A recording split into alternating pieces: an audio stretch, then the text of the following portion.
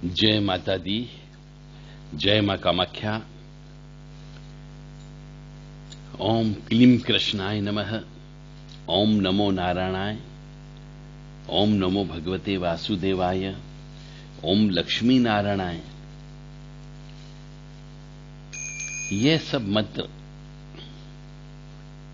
कार्तिक मास में अवश्य बोलना चाहिए और जप भी करना चाहिए।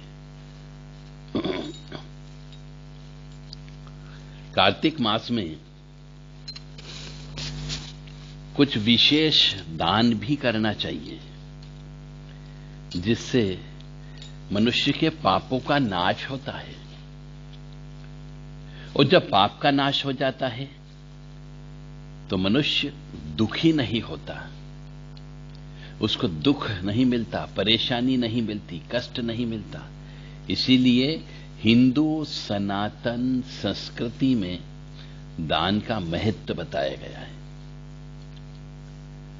इसीलिए हमारे यहां पर हर माह में कुछ न कुछ त्योहार आते हैं, तीज आते हैं, जिसमें घर परिवार की स्त्रियां उन व्रत उपवास को करती है और दान धर्म करती है, जिससे घर में सुख समृद्धि शांति बनी रहती है। यह कार्य केवल स्त्रियों को दिया गया है।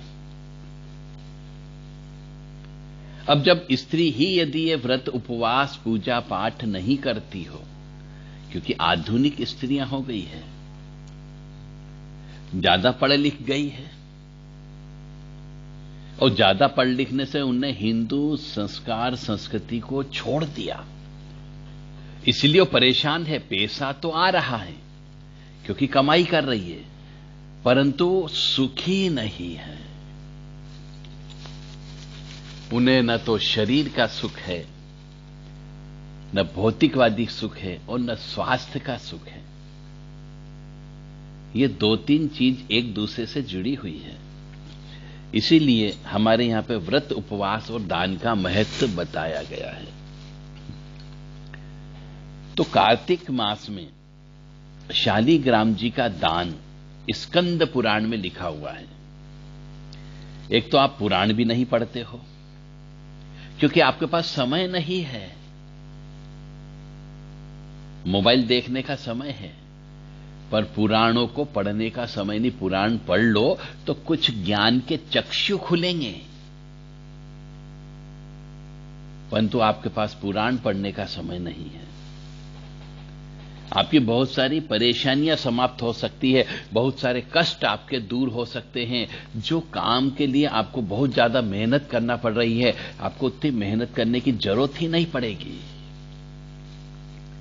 यदि पुराणों को पढ़ लेते हो तो। और रोजाना 2-4 पन्ने पढ़ने में क्या जा रहा है, परंतु नहीं, क्योंकि हमारे माता पिता ने नहीं सिखाया कि पुराण पढ़ना चाहिए, रामायण जी पढ़ना चाहिए, गीता जी पढ़ना चाहिए, भागवत कथा पढ़ना चाहिए।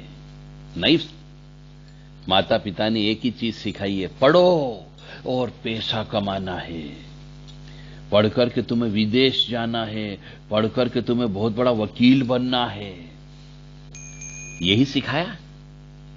अब उसका खामी आ जाना वो खुद पिता माता पिता भुगत रहे हैं, क्योंकि आपने हिंदू संस्कार दिए ही नहीं अपने बच्चों को। जब संस्कार नहीं दिए हैं तो जैसा बीज बोगे वैसा ही तो फल मिलेगा। यदि आपने सुख समृद्धि शांति वाले संस्कार दिए होते तो वैसे ही फल आपको भी मिलते। अब यदि आपका बेटा या बहू आपकी सेवा नहीं करते हैं तो आप रोते हो, फूट फूट करके रोते हो। परंतु अब क्या हो सकता, मटका तो पक चुका, अब उसको बदला भी नहीं जा सकता। तो अभी भी समय है। जिनके बच्चे अभी उत्पन्न हो रहे हैं या हो गए हैं परंतु छोटे हैं, उन्हें संस्कार दीजिए।